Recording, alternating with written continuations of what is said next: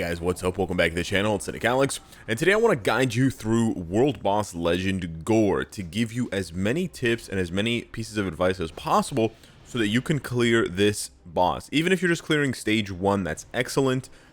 In order to beat him, you're going to have to unlock the other World Boss Legends first. That's Null, Mephisto, and Infinity Ultron, so keep that in mind. But especially now with the Gore event live, this is something that if you can, you work your way up to it in the next couple of weeks, you should absolutely do it to get the clear, to get those extra tokens. Now, Gore is the most difficult World Boss Legend, so I will preface it that way. There are reasons for that that I may or may not go into in this video, but I just want to let you know that, stage 1 isn't necessarily going to reflect that, but we're on stage 30 right now, just so I have a sort of comparable amount of HP for the boss as the base damage that I'm doing with my character. And we're using Hulk for these for these explanations. So the first thing I want you to look at and focus on is the bar underneath his HP. Every single World Boss Legend has a gimmick, and for Gore, his gimmick is a sort of sword gauge. So the sword gauge is going to fill up.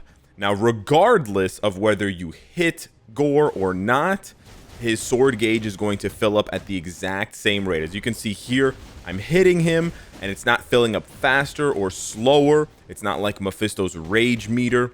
You can not hit him, which is what I was doing at the beginning of the fight, and it will still continue to fill up. So this is just a part of the fight that is a sort of passive indicator that the next phase is coming, because as soon as it fills up, which takes about 45 seconds, it's a bit less than 45 seconds, it's actually 40 seconds, but he will do attacks after it's been filled up. But once that fills up, and again, you can't stop it from filling up, then he will go into this next cutscene. Now, this is one of the two different phases that Gore has. He basically has two phases. We just saw the first phase where you're just battling him and he's doing some pretty easy to dodge attacks. And then we have this phase here where he has shadow clones and he does all this stuff. This is a much more difficult phase. It's a much more difficult phase because you can't hit Gore himself. What you basically have to do is you have to kill all of these shadow monsters who are standing in these different, different edges of the arena, and they are attacking you. Now, they can attack you and do a lot of damage. Hulk I chose specifically so that I wouldn't die here, but these enemies do a lot of damage. They can kill you, and if you fail to kill all of them, if you do kill all of them, then you stun Gore, which is very cool, and now you can punish him, right? But if you fail that sort of check, that mini game, then he will kill one of your characters. So let me show you that now. So we're in this shadow clone stage. Let's say for whatever reason you weren't able to defeat the shadow monsters and the purple bar has run out, then Gore will kill one of your characters. At this point, just before it runs out, you want to switch characters. You can switch a little bit earlier because Gore will kill whoever was there, and you don't want to lose your main DPS. Now, the good thing is, on the good side, once you fill up the sword bar, that sword gauge once, and you go through that mini game, the second time takes much longer. As you can see here, the bar is filling up way more slowly, and basically you would have to, if you're not doing enough damage to get through to Gore's next phase before the next sword gauge phase, then you're basically not able to clear the fight. So that's sort of a tip for you if you need to know how much damage you're doing. If you're somehow getting to a second sword gauge mini game where you have to kill those monsters, those shadow clones, if you're getting to a second one of those during the fight with Gore, then the problem is not your gameplay, it's not your tactics, it's your damage. So maybe you're standing in the this sludge and you're losing your pierce damage or something else to that effect.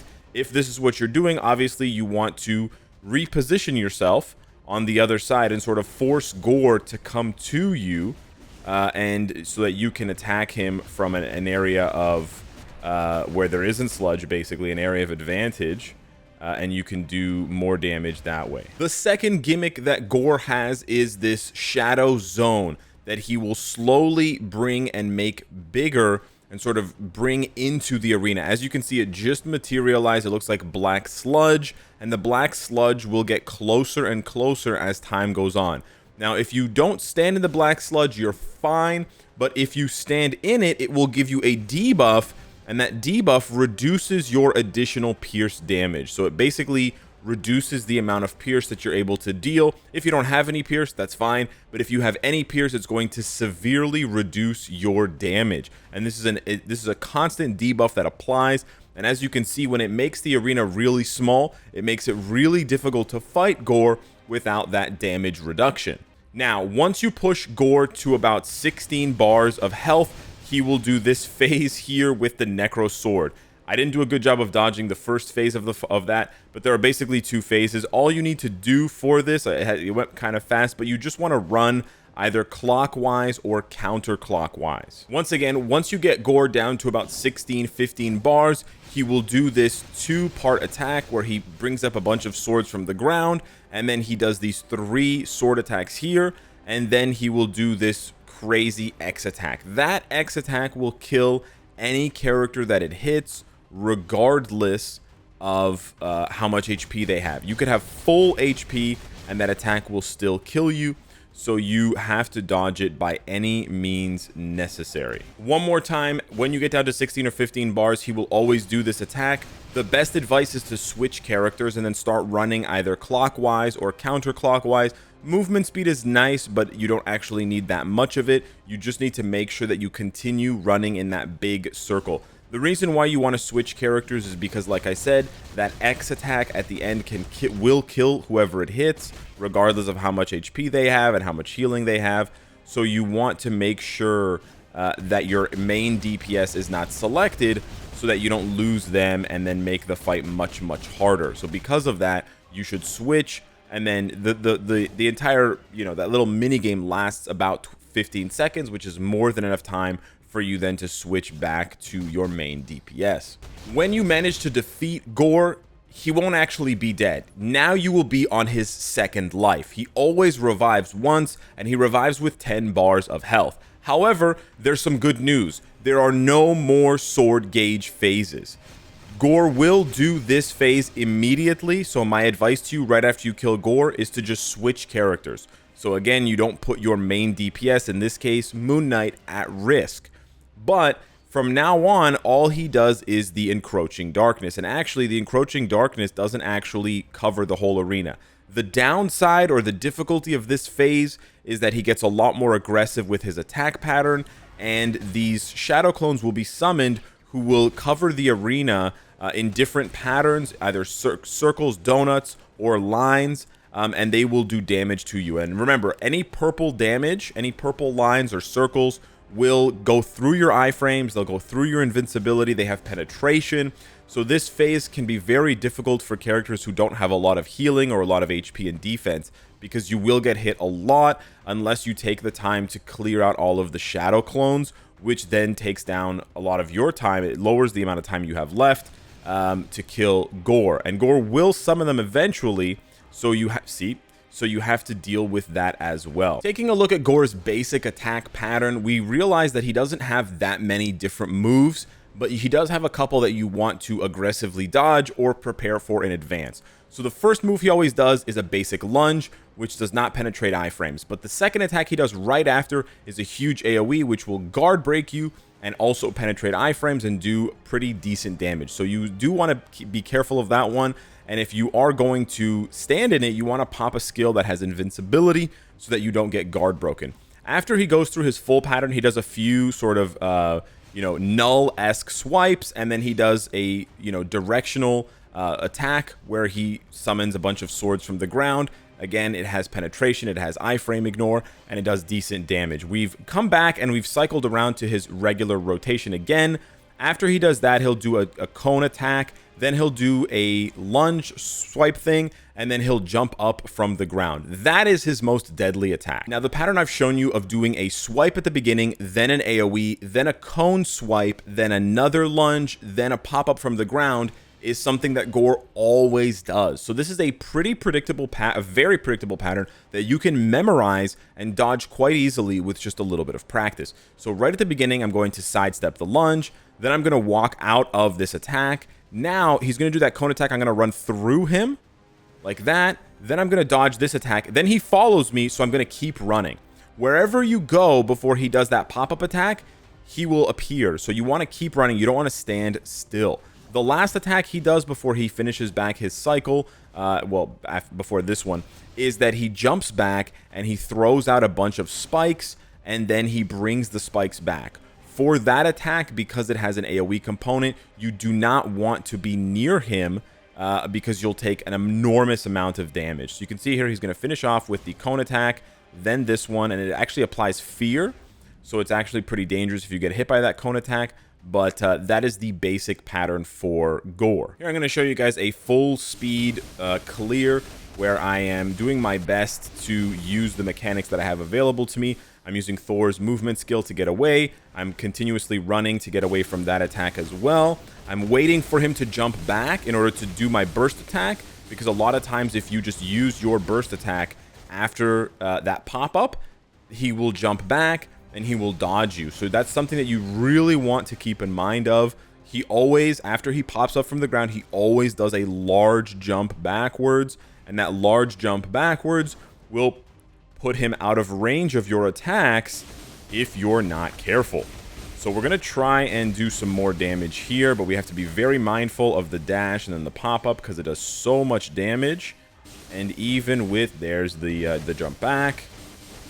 Even with Thor's healing, I still don't have enough to get out of that. Okay, we're not going to be able to push him to the next phase. We're not going to push him to revive, so we're going to have to go through the minigame. You can delay the minigame a little bit, as you can see. I said it happens at around 40 seconds. You can absolutely delay the minigame if you... Oh, I'm in trouble here because I did not cancel the 5th skill. It's really... This is a really difficult component of the fight, because of attacks that can't be canceled, right? This is a big problem for quite a few characters. Having animations that you cannot cancel will lock you into those animations, and then if you're locked into those animations, like Thor's 5th skill, then you can't go ahead and kill the other shadow clones, and you can absolutely run out of time. So we're on to the next phase. He's going to revive. We're just going to switch characters because Sif is on low HP. Sif is not my main DPS. Thor is. I'll still have Sif's support passive even if she dies here. But I'm going to start running in a clockwise direction. And we're just going to dodge all of his abilities. I'm not going to stop running until the last ability is done. You do have to maybe do a little bit more of a curve. Here, the only difference is he's going to dash twice. That's the only difference that he makes to his combo. And then he's just more aggressive with his combo in the second phase. He does do it a bit out of order, which can definitely be tricky. But yeah, you just have to keep DPSing him down. He does that attack there, and then he sort of brings it back, and then he'll do that attack there. Yeah, so he definitely does shuffle his attacks out of order based on the first phase, but he still always has that tell where he will do the swipe, and then he will do the purple lunge, and then he will do that crazy pop-up skill. We're going to get a double lunge here, and then he's going to do, a regular lunge. Yeah, whenever you see that purple, it's not a lunge actually, it's a purple slash. Whenever you see that purple slash, keep running, because you know the next attack has to be that pop-up. And for here, you can just stand in any of those zones. This is the last attack that I haven't been able to show you, but basically, it's like a Pac-Man area, and it sucks you into the middle. It's not really sucking Thor into the middle, but it sucks you into the middle, which can be difficult. Yeah, you can see there, it's sort of sucking me in the middle, which can be dangerous if the shadow clones are targeting you and they all target in the middle and they blast you, or if Gore is here at the same time and he's also targeting you. So in general, I would say focus on the boss, but sometimes you do need to focus on the mobs because they do a lot of damage, especially at higher stages. And, you don't want to die, because once you start your attack rotation, unless your attack rotation has movement, you will be a sitting duck for those attacks. As far as we know for Gore, there are no advantageous abilities or advantageous skill types versus him. For Mephisto, of course, we know that all elemental damage is reduced except for cold damage. We also know that speed types have a massive bonus damage because Mephisto's blast. Versus Null, we know that you need a lot of ignore dodge because he has very high dodge. For Ultron, it's sort of like Null. He has a lot of dodge, so you need ignore dodge. Also, Rage CTPs seem to perform much better against Ultron. Gore is basically a continuation of Ultron as far as we know, as far as I know, as far as I've tested. So my advice would be try to use characters that have CTPs of Rage, and also try to use characters that have some ignore dodge or bring some ignore dodge, couple ignore dodge strikers, maybe ignore dodge passive like Valkyrie or White Fox, or maybe even an ignore dodge leadership, because he does appear to dodge a lot of your attacks. That may just be a way of punishing characters who are not level 80. That's another reason why level 80 is so good. But even when you take a look at the tips just talk about the shadow monsters or the shadow clones, how he decreases your pierce damage, and then how you can stun him during the encroachment phase to get rid of all of the shadows and bring the light back. So I hope these tips have been helpful. These are the 5 teams that I've been using to climb in World Boss Legend Gore. It goes without saying, but level 80 is a huge help for this content. Tier 4 is another huge help for this content. And if you don't have tier 4s or level 80s, then I highly recommend taking a look at the meta tier list and focusing on the characters on the very far left who are in meta defining. There are some notable exceptions, so without going into too much detail but kind of breaking your heart, characters that are a bit slower or have lower AoE on their skills, like Doctor Strange, unfortunately are going to suffer versus Gore, but you can still make do with a lot of the older meta, even from almost a year ago, like the Eternals, Cersei, Makari and Thena, even Shang-Chi. Captain Falcon is not bad. There's still a lot of decent options for you if you haven't built up the very newest meta. But just keep in mind that older characters, characters like Ghost Rider without healing are basically out of the question, because you do need a combination of strong healing, strong damage, and decent movement speed, unless your name is Storm and you can just bully him with mad damage. So thanks so much for watching. Hit me up in the comments down below. Let me know what you think. Smash the like button, and I'll see you in the next one. Take care.